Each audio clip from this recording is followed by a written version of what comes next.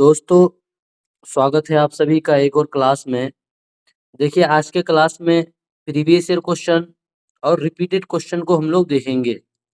ये क्लास आप लोगों के लिए काफ़ी इम्पोर्टेंट इसलिए होगा क्योंकि इस क्लास से कम 2 या 3 सवाल आपको हर हाल में एग्ज़ाम में देखने को मिलता ही है। तो चलिए हमारे साथ आप लोग भी तैयार हो जाइए, पेन कॉपी लेकर के और आप खुद से जवाब देने का कोशिश कीजिएगा। खुद आप सवाल देखिएगा और खुद से जवाब देने का कोशिश कीजिएगा और अंत में बताइएगा कि आपका स्कोर कितना हुआ, आप कितना स्कोर कर पाए। प्यारे साथियों, इसको आप एक मॉक टेस्ट के रूप में समझिए। चलिए पहला सवाल आपके सामने में ये रहा। हमारे देश की राजधानी की स्थिति के सापेक्ष हिमाचल प्रदेश की राजधानी शिमला और मध्य प्रदेश की राजधानी भोपाल क्रम से स्थित है। देखिए मैप वाला सवाल है और आपके एग्जाम में मैप से एक क्वेश्चन तो हर हाल में आएगा ही। 1 नंबर आप फिक्स कर लीजिए। अब देखिए सवाल का आप लोग जवाब दीजिए कि हमारे देश की राजधानी क्या दिल्ली। देखिए यहाँ पे आपको दिल्ली दिख रहा है, यहाँ पे दिल्ली है। बोला क्या है राजधानी हमारे देश की राजधानी की स्थिति के सापेक्ष इसके सापेक्ष हिमाचल प्रदेश की राजधानी शिमला। तो हिमाचल प्रदेश की राजधानी शिमला आपका देखिए हिमाचल प्रदेश आपको यहाँ पे दिख रहा है, तो शिमला आपका यहीं पे होगा। और मध्य प्रदेश की राजधानी भोपाल, तो मध्य प्रदेश प्यारे साथियों देखिए भोपाल आपको यहाँ पे दिख रहा है। अब आप देखिए खुद देख लीजिए कि दिल्ली के सापेक्ष आपका शिमला और दिल्ली के सापेक्ष आपका भोपाल का स्थिति क्या होगा। देखिए विकल्प में आप आइए, पहला विकल्प में क्या है, दक्षिण पश्चिम और उत्तर पश्चिम बिल्कुल गलत है। दक्षिण पश्चिम नहीं है, दक्षिण पश्चिम और उत्तर पश्चिम भी नहीं है। दूसरा विकल्प में क्या है, उत्तर और दक्षिण में। देखिए बिल्कुल सही है, जो आपका हिमाचल प्रदेश है ये दिल्ली से किस साइड में है, उत्तर में है, नॉर्थ में है।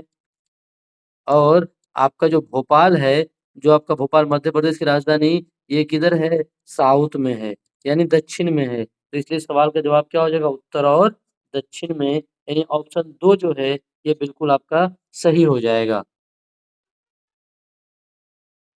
चलिए साथियों चलते हैं इसके बाद आगे की ओर। ये रहा दूसरा सवाल, क्वेश्चन नंबर 2। दूसरा सवाल है कि आपका घर एक्स पर स्थित है और आपके पिताजी की दुकान वाई पर स्थित है। यद्यपि आपके पिताजी की दुकान ठीक सामने है, परंतु बीच में गहरी नहर होने के कारण आप सीधे नहीं जा सकते हैं। अतः आप पहले ठीक दक्षिण 200 मीटर दूर जाते हैं। ठीक दक्षिण, तो देखिए आपका घर यहाँ पे एक्स पर है, इसको अपना घर मान लीजिए। यहाँ से आप सीधे दक्षिण जाते हैं। दक्षिण कितना जाते हैं, 200 मीटर। लीजिए 200 मीटर हम लोग यहाँ पे दक्षिण लिख दिए। 200 मीटर दूर जाते हैं और फिर ठीक पूरब में 150 मीटर लंबा पुल पार करते हैं।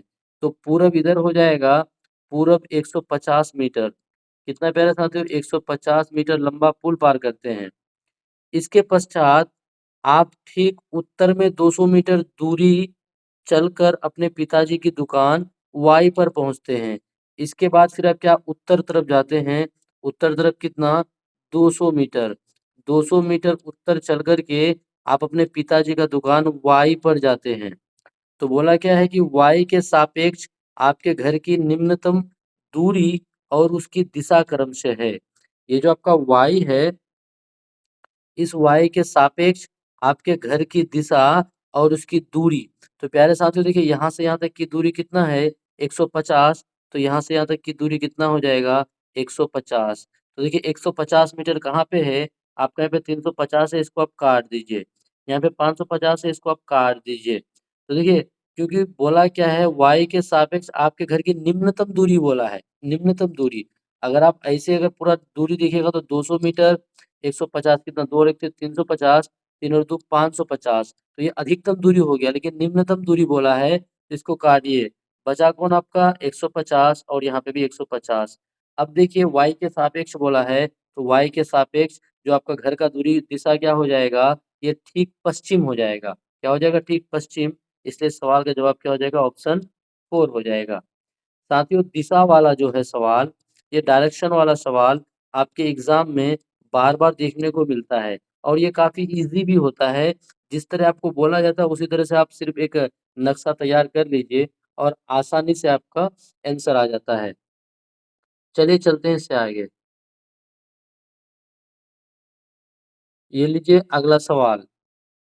3 नंबर, यदि आप भारत के मानचित्र पर की सरल रेखा एबी कोलकाता कोलकाता जो पश्चिम बंगाल की राजधानी जो बिंदु ए पर है, से पुडुचेरी जो बिंदु बी है तक खींचे तो बिंदु बी के सापेक्ष ए की दिशा होगी। देखिए यहाँ पे आपको कहीं पे कोलकाता दिखेगा।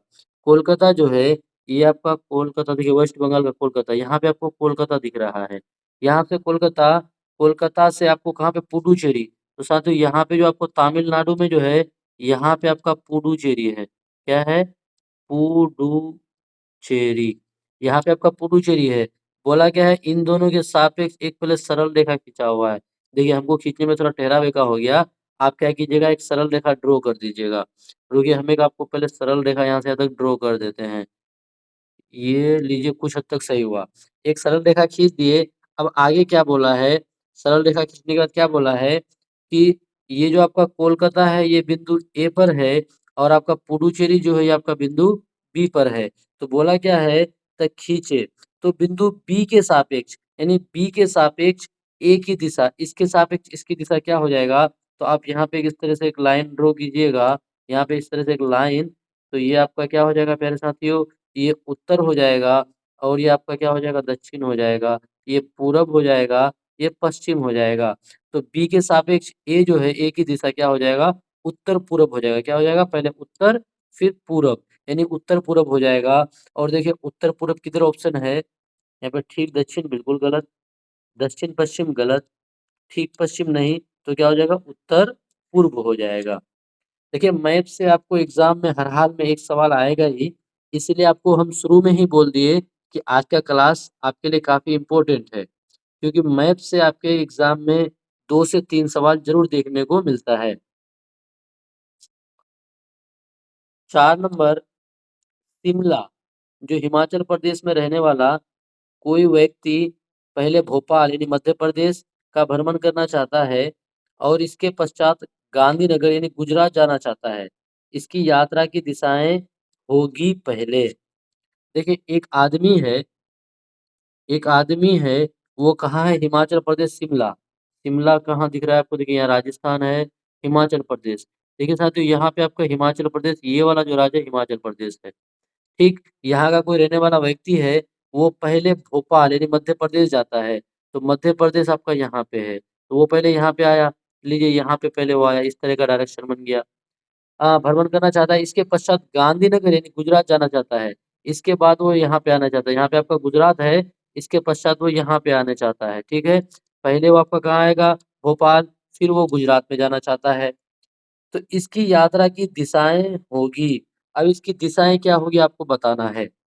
देखिए पहला विकल्प में है दक्षिण-पश्चिम, दक्षिण-पश्चिम और इसके पश्चात पूरब की ओर, बिल्कुल गलत, ये वाला गलत हो जाएगा। दक्षिण और इसके पश्चात पूरब की ओर, देखिए दक्षिण तो ये हो रहा है, ये दक्षिण तरफ जा रहा है, इसके बाद पूरब की ओर नहीं, बल्कि इसके बाद क्या होगा पश्चिम की ओर, तो ये भी गलत है। दक्षिण और इसके पश्चात पश्चिम की ओर, ये वाला विकल्प बिल्कुल आपका सही हो जाएगा। चलिए चलते हैं इस प्रश्न के बाद आगे की ओर।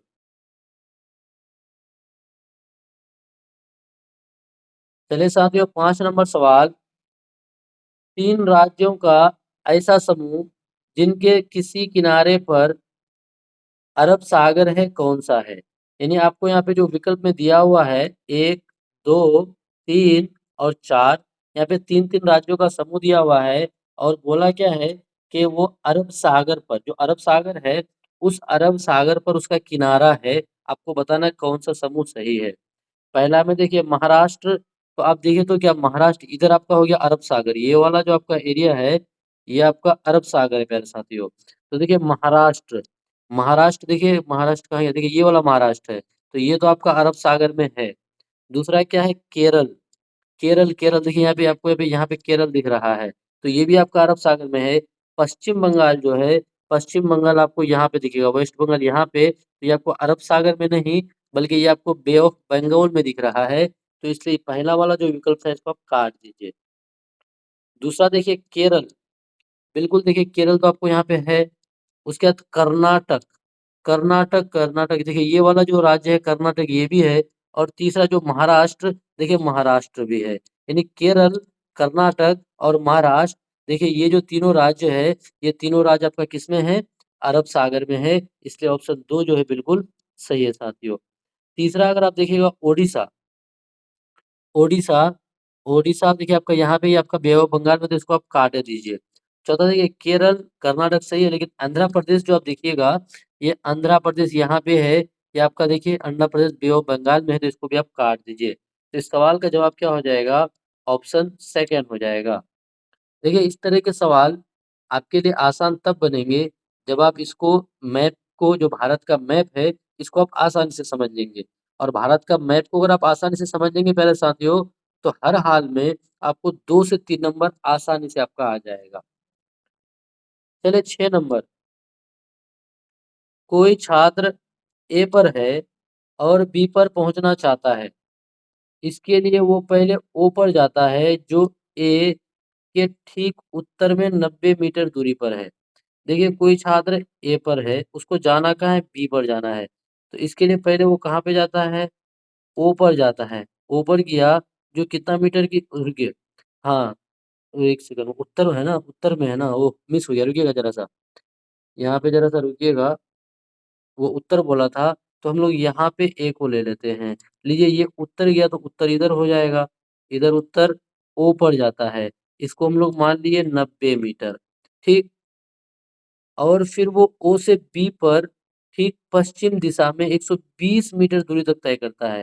देखिए पश्चिम तो इधर हो जाएगा, तो इधर आपका पश्चिम कितना? बी पर गया वो, कितना? 120 मीटर, ठीक? अब आगे देखिए, अब ज़रा-सा आगे आप देखिएगा, 120 मीटर की दूरी तय करने पहुँचता है। ए की बी से कम दूरी और बी के सापेक्ष ए की दिशा। अच्छा ए और बी, ये जो ए और बी की कम से कम दूरी, तो कम से कम दूरी ये वाला दूरी हो जाएगा।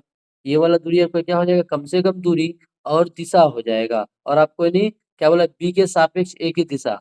तो बी के सापेक्ष ए की दिशा क्या हो जाएगा? उत्तर पूरब हो जाएगा। तो नहीं, दक्षिण पूरब हो जाएगा। तो दक्षिण पूरब देखिए आपको यहाँ पे भी है और यहाँ पे भी है। तो ये दोनों तो इन दोनों में तो है नहीं, इन दोनों को आप काट दीजिए। अब जो मान होगा क्या 210 मीटर होगा या 150 मीटर होगा, क्योंकि न्यूनतम दूरी बोला है, और न्यूनतम दूरी ये वाला दूरी हो जाएगा। चलिए न्यूनतम दूरी हम लोग निकालते हैं।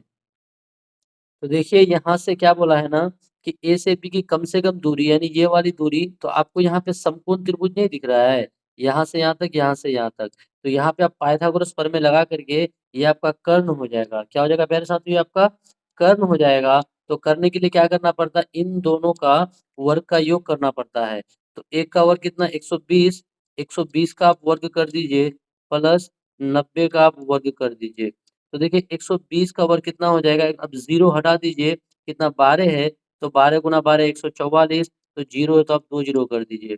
उसके बाद देखिए 90 है ना, तो 9 का वर्ग कितना? 81 होता है, 2 जीरो आप बैठा दीजिए। इन दोनों को आपस में ऐड कीजिएगा, तो 4 8 1 5, और क्या हो जाएगा? 8 4 12 का 2, हाथ में रहा 1 1 2, 225, 2 जीरो बैठा दीजिए। देखिए 2 जीरो को आप साइड रखिए, 225 जो है, 225 किसका वर्ग है? तो 225 आपका है 15 का है। 15 गुणा 15 225, बाकी 1 जीरो आप बैठा दीजिए। तो यहाँ पे देखिए कितना आंसर हो जाएगा साथियों? तो इसको आप काट दीजिए, बचा कौन? विकल्प 3 बचा। क्या हो जाएगा? 150 मीटर दक्षिण पूरब हो जाएगा।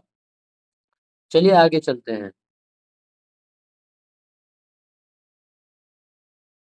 7 नंबर, कक्षा 5 की पाठ्यपुस्तक में छपे गोलकोंडा किले के मानचित्र में 1 सेंटीमीटर पर 1 सेंटीमीटर जमीन पर 110 मीटर की दूरी को दर्शाता है। इस मानचित्र में फतेह दरवाजे और बजारा दरवाजे के बीच की दूरी 14.2 सेंटीमीटर है। जमीन पर इन दोनों दरवाजे के बीच की कम से कम दूरी होगी, आपको बताना है। देखिए गोलकोंडा का किला, तो गोलकोंडा का जो किला है ना प्यारे साथियों, ये कहाँ पे? तेलंगाना में है, हैदराबाद तेलंगाना, ये भी ध्यान रखिएगा क्योंकि एग्जाम में पूछा जाता है। गोलकोंडा का किला कहाँ पे है? तेलंगाना में है। देखिए क्या दिया हुआ है मानचित्र में, 1 सेंटीमीटर जो होता है वो जमीन पर किसके बराबर होता है? 110 मीटर के बराबर। अब आगे बोला है कि फतेह दरवाजा और बजारा दरवाजे के बीच की दूरी कितना दिया हुआ है? 14.2 सेंटीमीटर दिया हुआ है। तो जमीन पर इन दोनों दरवाजे के बीच की कम से कम दूरी, तो देखिए जब 1 बराबर 110 तो 14.2 बराबर इसको आप 110 से मल्टीपल कर दीजिए। ये पॉइंट हटेगा, नीचे में 10 आएगा, 1 0 कैंसिल होगा। अब यहाँ पे जब आपस में मल्टीपल कीजिएगा तो कितना आ जाएगा प्यारे साथियों? 1562 मीटर आ जाएगा। अब देखिए आंसर जो है आपका किलोमीटर में दिया हुआ है। आंसर किलोमीटर में है तो आप इसको किलोमीटर में कन्वर्ट कीजिएगा तो 1000 से आपको भाग करना पड़ेगा। जब भाग कीजिएगा तो कितना आ जाएगा? 1.562 किलोमीटर हो जाएगा। अब 1.562 किलोमीटर आपको जहाँ पे भी दिख रहा है उसका आप जवाब कमेंट बॉक्स में हमें फौरन बता दीजिए। चलिए प्यारे साथियों चलते हैं इससे आगे। 8 नंबर प्रश्न, मरगांव से नागरकोल के बीच की दूरी लगभग 1134 किलोमीटर है। जो दूरी दिया हुआ है, दूरी कितना दिया हुआ है? आपका 1134 किलोमीटर दिया हुआ है। आगे क्या बोला है? यदि इस दूरी को कोई रेलगाड़ी 21 घंटे में तय करती है, यानी समय कितना दिया हुआ है साथियों? समय दिया हुआ है आपको 21 घंटा। कितना दिया हुआ है? 21 घंटा समय दिया हुआ है। तो इन दोनों शहरों के रेलवे स्टेशनों के बीच रेलगाड़ी की औसत चाल मीटर प्रति सेकंड में, देखिए जो चाल है, चाल औसत चाल आपको निकालने बोला है, किसमें निकालने बोला है? मीटर प्रति सेकंड में। ठीक है, तो चलिए हम लोग चाल निकालते हैं। हमको पता है कि चाल बराबर क्या फॉर्मूला होता है? चाल बराबर डिस्टेंस अपॉन टाइम, यानी दूरी बटे समय। दूरी दिया हुआ है 1134 किलोमीटर और समय 21 घंटा दिया हुआ है। जब इसको आप यहाँ से कैंसिल कीजिएगा, 21 का पारा 5 बार, तो कितना? 21 5 105, यहाँ पे बचेगा 8,84, आपका 21 चौक 84। कितना आ जाएगा? चाल 54 किलोमीटर प्रति घंटा आ जाएगा। लेकिन आपको आंसर किस में देना है? मीटर पर सेकंड में। तो आपको एक ट्रिक पता होगा, किलोमीटर पर आवर को मीटर पर सेकंड में बदलने के लिए 5/18 से इसको क्या किया जाता है? गुना किया जाता है। जब इसको 5/18 से गुना कीजिएगा तो 18 का 18, 18 तिया 54, यानी 5 तिया 15 मीटर पर सेकेंड इसका जवाब हो जाएगा। क्या हो जाएगा? 15 मीटर पर सेकेंड। अब देखिए यहाँ पे बच्चा गलत इसलिए करता है क्योंकि उसका पहली बार में आंसर कितना आया था? 54 आया था, और वो 54 जो ही विकल्प दिखेगा उसको टिक मार के वो आगे बढ़ जाएगा। लेकिन यहाँ पे एग्जामिनर आपसे खेला क्या खेलता है, लास्ट में क्या बोला कि औसत चाल मीटर प्रति सेकंड में निकालें। तो मीटर प्रति सेकंड में निकालने पर उसको 5/18 से गुणा करना पड़ता है, तब जाके आपका आंसर आएगा। चलिए चलते हैं इससे आगे। 9 नंबर, संसार की 5वीं और भारत की पहली ऐसी महिला जिन्होंने माउंट एवरेस्ट की चोटी पर कदम रखा का नाम है। देखिए संसार में कौन से स्थान पर? 5वें स्थान पर। और अपने भारत में पहले स्थान पर, यानी भारत की पहली महिला जिन्होंने माउंट एवरेस्ट की चोटी पर कदम रखा। क्या उसका नाम कर्नम मल्लेश्वरी? बिल्कुल नहीं। कर्नम मल्लेश्वरी जो है ये वेट लिफ्टर है। क्या साथियों? ये वेट लिफ्टर, इसके बारे में भी हम लोग पढ़ेंगे, कर्नम मल्लेश्वरी के भी बारे में। बछेंद्री पाल, सुनीता विलियम, संतोष यादव। तो देखिए भारत की पहली ऐसी महिला जिन्होंने माउंट एवरेस्ट पर कदम रखा, उसका नाम क्या था साथियों? बछेंद्री पाल था। क्या नाम था? बछेंद्री पाल। कभी अगर आप सिल्लीगुड़ी सॉरी दार्जिलिंग घूमने जाइएगा तो वहां पे आपको ना इन सभी चीज का बढ़िया से चित्र के साथ आपको दिखाया गया है, उसको देख करके आप अच्छे से समझ पाइएगा। तो बछेंद्री पाल, और वो कब गई थी साथियों? तो ध्यान रखिएगा 23 मई 1984 को। कब? 23 मई 1984 को दिन के लगभग 1 बजे के टाइम में वो पहली बार अपना कदम माउंट एवरेस्ट पर रखी थी। चलिए चलते हैं आगे। 10 नंबर, भारत का सबसे बड़ा रेल मार्ग कौन सा है? सबसे बड़ा रेल मार्ग मिजोरम से गुजरात तक, डिब्रूगढ़ से कन्याकुमारी तक, कश्मीर से बेंगलुरु तक, महाराष्ट्र से मणिपुर तक। तो देखिए सबसे बड़का जो रेल मार्ग है, इसकी लंबाई आपको बता दें, इसकी लंबाई 4154 किलोमीटर है। सबसे लंबा जो रेल मार्ग है, इसकी लंबाई 4154 किलोमीटर, और ये डिब्रूगढ़ से कन्याकुमारी के बीच है। कहाँ? डिब्रूगढ़ से कन्याकुमारी। चलिए आगे चलते हैं। 11 नंबर, कल्पना चावला एक भारतीय मूल की अमेरिकी अंतरिक्ष यात्री का निधन अंतरिक्ष यान में किस वर्ष हुआ था? देखिए कल्पना चावला भारत की थी, उसका निधन हो गया था, तो कब हुआ था? क्या वर्ष 2006 में, वर्ष 1998 में, वर्ष 1903 में, 2003 में, वर्ष 2004 में? साथियों इसका जो निधन हुआ था, ये हुआ था 1 फरवरी, दिन याद रखिएगा, 1 फरवरी 2003 में हुआ था। कब? 1 फरवरी 2003 में। चलिए आगे चलते हैं।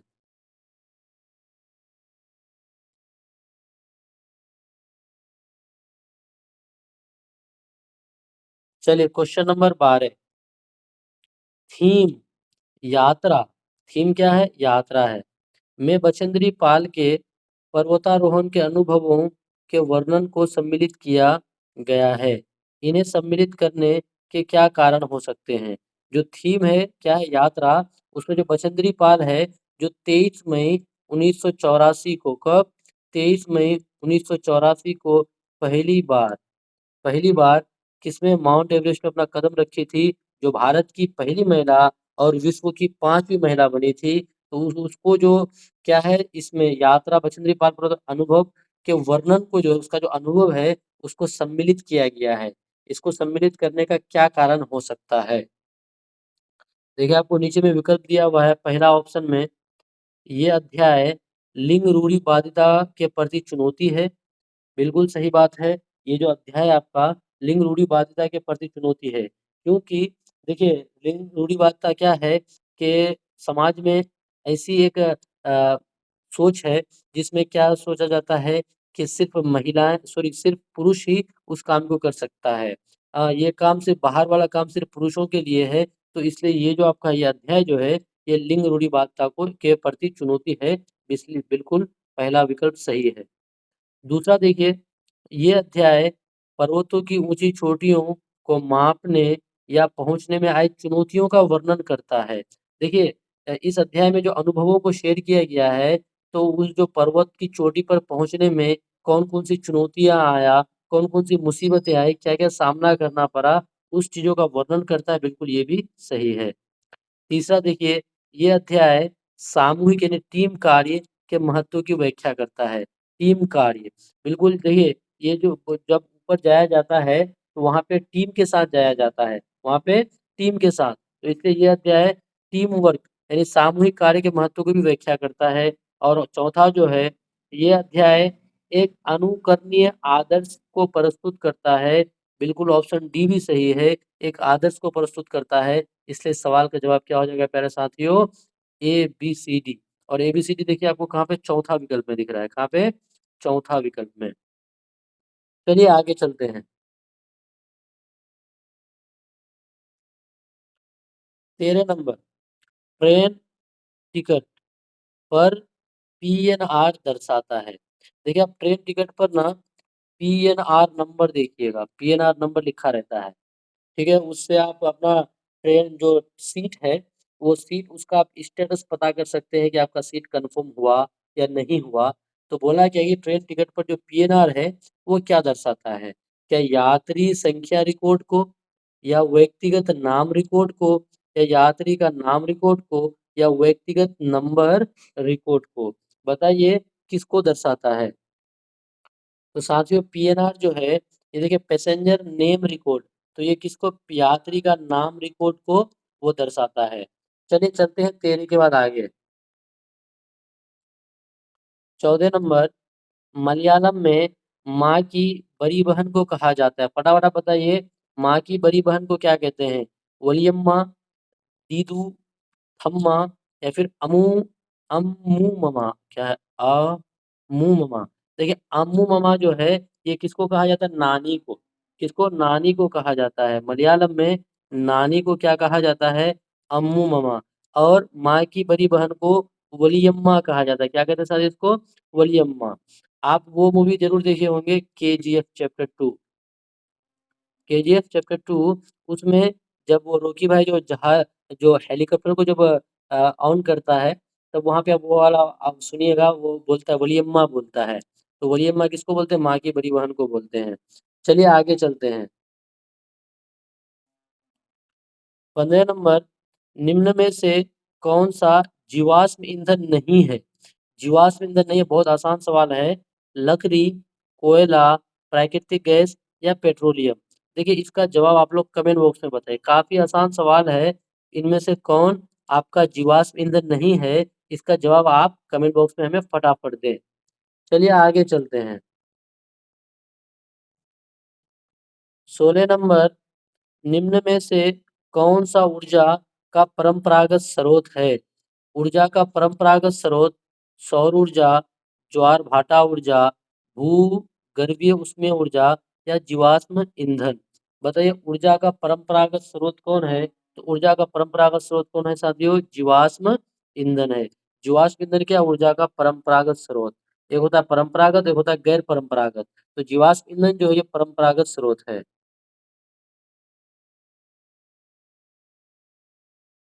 चलिए 17 नंबर सवाल, क्वेश्चन नंबर 17। भारत के मानचित्र में दिल्ली की स्थिति के सापेक्ष गांधीनगर यानी गुजरात की राजधानी और पटना बिहार की राजधानी की दिशा क्रम से है। देखिए दिल्ली की स्थिति के सापेक्ष बोला है, दिल्ली का ना। चलिए क्या बोला है? भारत के मानचित्र में दिल्ली की स्थिति के सापेक्ष। तो दिल्ली कहाँ है? देखिए दिल्ली आपको यहाँ पे दिख रहा है, यहाँ पे दिल्ली है, जो भारत की राजधानी दिल्ली। दिल्ली के सापेक्ष गांधीनगर, गांधीनगर जो गुजरात की राजधानी है। तो देखिए गुजरात की राजधानी गांधीनगर, गांधीनगर आपका यहाँ पे है, एक दिशा डायरेक्शन इधर हो जाएगा। फिर क्या है? और पटना जो बिहार की राजधानी, पटना देखिए यहाँ पे बिहार, पटना बिहार की राजधानी पटना यहाँ पे, तो इधर। अब आपको बताना है, इस देखिए आप खुद आप जवाब दीजिए इसका, इसका जवाब आप खुद से दीजिए। क्या बोला था कि भारत के मानचित्र में दिल्ली की स्थिति के सापेक्ष गांधीनगर। तो गांधीनगर क्या हो जाएगा साथियों? अगर यहाँ पे एक सीधा सा आप लाइन अगर ड्रॉ कीजिएगा, तो इधर तो आपका हो जाएगा साउथ, और इधर जो आप एक लाइन ड्रॉ कीजिएगा, इधर हो जाएगा आपका पश्चिम हो जाएगा। क्या हो जाएगा? इधर पश्चिम हो जाएगा। तो देखिए इन दोनों का डायरेक्शन क्या हो जाएगा? तो ये आपका क्या हो जाएगा? दक्षिण पश्चिम। गांधीनगर जो है, गांधीनगर दक्षिण पश्चिम। और दक्षिण पश्चिम देखिए कौन सा विकल्प में है? देखिए यहाँ पे आपको दक्षिण पश्चिम, और ये जो आपका है ये क्या हो जाएगा? दक्षिण पूरब। ये हो जाएगा आपके, क्योंकि इधर दक्षिण तरफ है और पूरब तरफ है, तो दक्षिण पूरब। देखिए दक्षिण पश्चिम और दक्षिण पूरब आपको चौथा विकल्प में दिख रहा है। तो इसीलिए आपको बोलते हैं कि आप जो भारत का मैप है, इसको आप अपने दिमाग में सेट कर लीजिए, क्योंकि जब भी आपको सवाल पूछे तो अपने दिमाग में कैलकुलेशन करके आसानी से आप इसका जवाब दे सके। चलिए चलते हैं इससे आगे।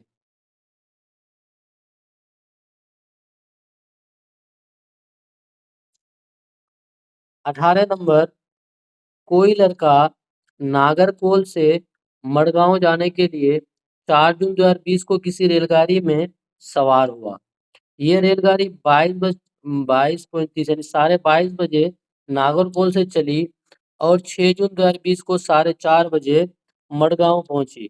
यदि इस समय अंतराल में रेलगाड़ी ने 1145 किलोमीटर दूरी तय की, तो रेलगाड़ी की औसत चाल, आपको क्या निकालने बोला है? चाल निकालने बोला है, चाल। और दिया हुआ क्या है? एक 1145 किलोमीटर दूरी, आपको दूरी दिया हुआ है। दूरी कितना दिया हुआ है? 1145 किलोमीटर आपको दूरी दिया हुआ है। अब आपको यहाँ से पता क्या करना है? समय। समय कितना लगा है? जब आपको समय पता हो जाएगा, तो आप आसानी से इसका जवाब आप फाइंड आउट कर सकते हैं। तो देखिए समय का पता लगाने के लिए आप क्या कीजिए, पहले चला कब था? तो वो 4 जून को, 4 जून को चला, कितने बजे? तो 22:30। तो 22:30 का मतलब है, अगर उसको आप 12 घंटे के फॉर्मेट में कन्वर्ट कीजिएगा, तो वो 10:30 हो जाएगा। तो फिर 5 तारीख भी आया होगा, क्योंकि 6 तारीख को पहुंचा है, फिर 6 तारीख आया। तो देखिए 4 तारीख को निकला, तो 5 तारीख तक तो 10:30 बजा ना होगा। तो यहाँ से अधिक कितना घंटा लग गया? 24 घंटा लग गया उसको। उसके बाद फिर 6 तारीख को वो कितने बजे पहुँच रहा है? 4:30 बजे पहुँच रहा है। तो 4:30 यहाँ से अधिक 10:30 से 4:30 यानी भोरे-भोर। तो 4:30 कितना वो समय हो जाएगा? तो यहाँ हो जाएगा उसका 6 घंटा लग जाएगा। कितना हो जाएगा? आप देखिए ना 11:30, 12:30, 1, 2, 3, 4 यानी यहाँ से तक उसको 6 घंटा लगता है। कितना लगता है? 6 घंटा। तो कुल मिलाकर के उसको समय कितना लगता है? 24 और 6 30 घंटा लगता है। कितना लगता है प्यारे साथियों उसको? 30 घंटा लगता है। देखिए आपको दूरी भी पता है, समय भी पता हो गया, आपको चाल निकालना है। तो चाल बराबर तो आप फ़ॉर्मूला जानते ही हैं। चाल बराबर क्या होता है? दूरी बटे समय यानी 1145 किलोमीटर बटे में 30। जब इसको आप कैंसिल कीजिएगा 1145/30 तो आपका कितना आ जाएगा? ये आपका आ जाएगा लगभग में आपका 38.16 आ जाएगा। कितना? 38.16 लगभग में आ जाएगा। जब 38.16 आएगा तो आप देखिए इसके किसके ये करीब में है, तो ये आपका करीब है 38.5 किलोमीटर प्रति घंटा के करीब में है। इसलिए सवाल का जवाब क्या हो जाएगा? ऑप्शन 4 हो जाएगा। इस तरह का एक सवाल हर हाल में आपको एग्ज़ाम में देखने को मिलता ही है और काफ़ी आसान है। आपको चाल, दूरी, समय यही 3 चीज़ रहता है। उसमें से 2 डाटा दिया रहेगा, एक आपको निकाल के आसानी से उसका मान आपको निकालना होता है। चलिए आगे।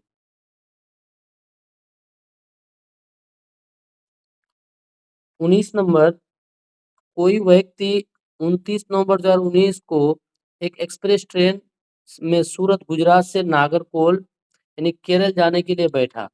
ये ट्रेन सूरत से 19:45 में चली और 1 दिसंबर 2019 को 11:45 नागरकोइल पहुंची। यदि सूरत से नागरकोइल के बीच ट्रेन की दूरी 2120 किलोमीटर है, तो इस यात्रा में ट्रेन की औसत चाल। देखिए औसत चाल, फिर यहाँ पे आपको क्या निकालने बोला है? चाल ही निकालने बोला है और दिया हुआ क्या है? दूरी दिया हुआ है। दूरी कितना? 21-20 दिया हुआ है साथियों। देखिए आपको दूरी कितना दिया हुआ है? 2120 किलोमीटर आपको दूरी दिया हुआ है। अब आपको यहाँ से समय का पता करना है, तो आप समय पता कर लीजिए, सेम सवाल है। देखिए हम आपको सिर्फ समय पता करके देते हैं, बाकी इसका जवाब आपको कमेंट बॉक्स में देना है। 29 नवंबर को वो चल रहा है। कब? 29 नवंबर को। कितना बजे वो चल रहा है? तो ये ट्रेन सूरत से 19:45 तो 19:45 इसको अगर 12 घंटे के इसमें कन्वर्ट कीजिएगा तो 12 7 19 यानी 7:45। तो 29 के बाद 30 नवंबर भी आया होगा। क्या? 30 नवंबर भी आया होगा और यहाँ पे भी 7:45 हुआ होगा। क्योंकि वो पहुँचा कब है? 1 दिसंबर को पहुँचा है। तो साथियों वो कब पहुंचा? 1 दिसंबर को पहुंचा है। तो देखिए नवंबर जो है ये तीसरा महीना है और वो पहुंचा कब है? 1 दिसंबर को और 1 दिसंबर को कितना? 11:45 में। कब? 11:45 में वो पहुंचा है। अब यहाँ से यहाँ तक देखिए कितना घंटा हो गया? तो यहाँ से यहाँ तक आपका 24 आवर हो गया। कितना? 24 आवर।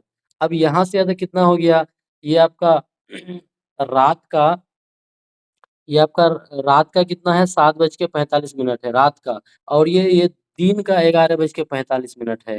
तो देखिए रात का 7:45 से फिर सुबह का 7:45 तो 12 घंटा तो इधर हो गया। फिर सुबह का 7:45 से 11:45, 8:45, 9:45, 10:45, 11 4 घंटा और इसमें हो गया। तो 12 4 16 यानी कितना हो जाएगा? 12 और 4 16, 16 और 24 कितना हो जाएगा साथियों? 40 घंटा। उसको कितना समय लग गया? 40 घंटा। अब लीजिए आपको हम समय भी निकाल के दे दिए, इसको 40 घंटा लगा। अब आप खुद यहाँ से चाल निकाल कर के हमको फटाफट कमेंट बॉक्स में बता दीजिए कि चाल क्या होगा? आप इसका जवाब आप लोग कमेंट बॉक्स में बता दीजिए साथियों। चलिए चलते हैं।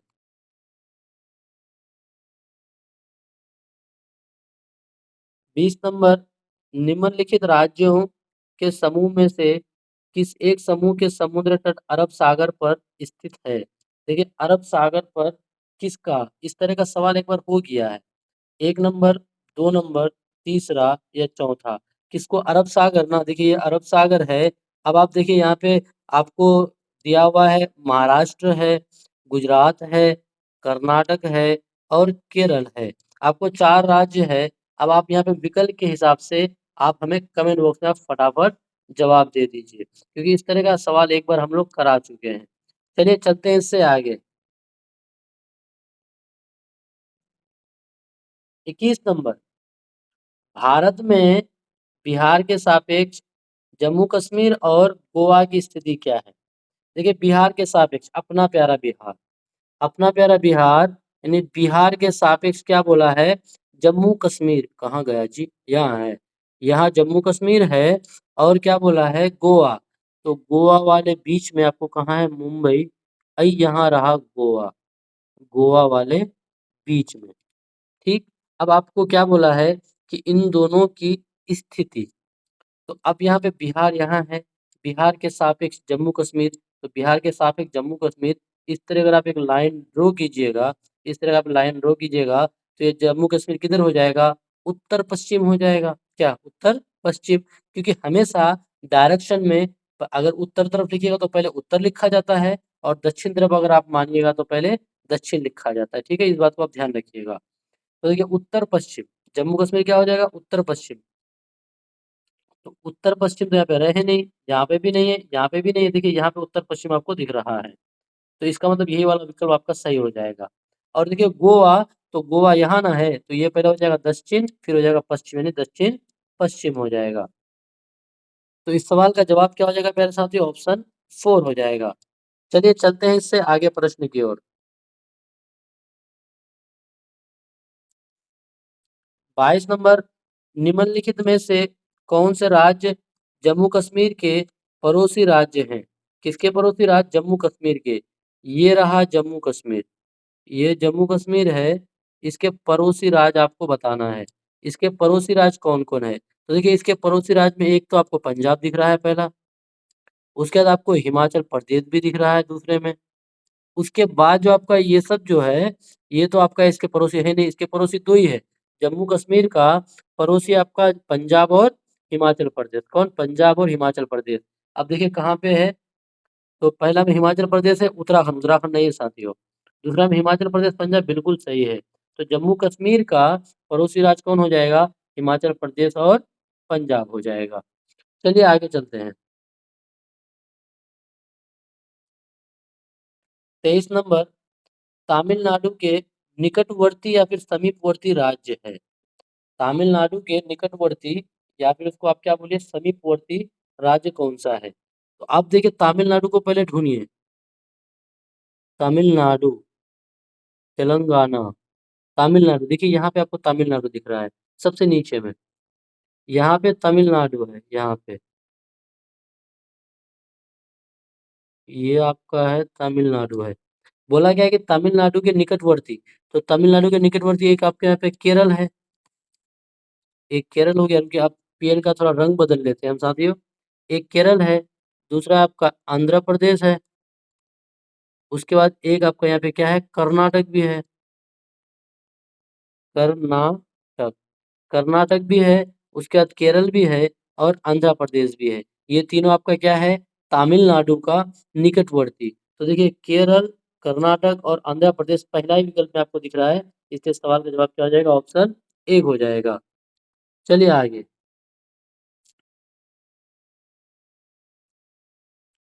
24 नंबर, हमारे देश में निम्नलिखित स्थानों में से कौन सा ठंडा रेगिस्तान है? ठंडा रेगिस्तान, क्या जैसलमेर, लद्दाख, मेघालय या दार्जिलिंग? तो देखिए हमारे देश का ठंडा रेगिस्तान किसको कहा जाता है? लद्दाख को। किसको? लद्दाख, जो आपका जम्मू कश्मीर में है। चलिए आगे। 25 नंबर, गुरप्रीत पहली बार रेलगाड़ी से नई दिल्ली से चेन्नई गया, नई दिल्ली से चेन्नई गया। अपनी रेल यात्रा में उसकी गाड़ी के द्वारा निम्नलिखित में से किस नदी को पार करने की संभावना नहीं है? कौन सी नदी को पार करने की संभावना नहीं है? नहीं बोला है ना, तो क्या बोला है? कहाँ गया वो? दिल्ली से वो चेन्नई गया है। दिल्ली यहाँ पे है, तो दिल्ली से वो चेन्नई, तो चेन्नई तो आपका दिल्ली से चेन्नई इधर, यहाँ पे आपका तमिलनाडु का चेन्नई यहाँ पे हो जाएगा। क्या नीचे यहाँ पे आ जाएगा वो? तो बता गया कौन सी नदी पार करने की संभावना नहीं है? गोदावरी, इसको तो पार करेगा, कृष्णा को भी पार करेगा, लेकिन गंगा नदी जो है, ये आपका कहाँ पे साथियों? इधर आपका यहाँ पे क्या है? हिमाचल प्रदेश, उत्तराखंड, हिमाचल प्रदेश, इधर से होते हुए यूपी होते हुए ऐसे यहाँ पे बिहार आता है। बिहार के बाद इस तरह से वो आपका बंगाल में चले जाता है, बंगाल की फिर वो बांग्लादेश में चले जाता है। उसके बाद वो बांग्लादेश में चले जाता है, इसलिए वो कौन-सा नदी को पार करने का संभावना नहीं होगा, तो गंगा नदी को पार करने का संभावना नहीं होगा। तो चलिए साथियों, आज के क्लास में इतने प्रश्नों को रहने दीजिए। देखिए 25 प्रश्न थे। अब आप ईमानदारी से बताइए आप 25 में से कितना सही कर पाए? देखिए ये क्लास आपके लिए काफ़ी इम्पोर्टेंट है, इसीलिए ना आप एक बार इस क्लास को और एक बार देख लीजिए। फिर मिलेंगे अगले क्लास में, जब तक के लिए आप पढ़ते रहें, मुस्कुराते रहें। जय हिंद।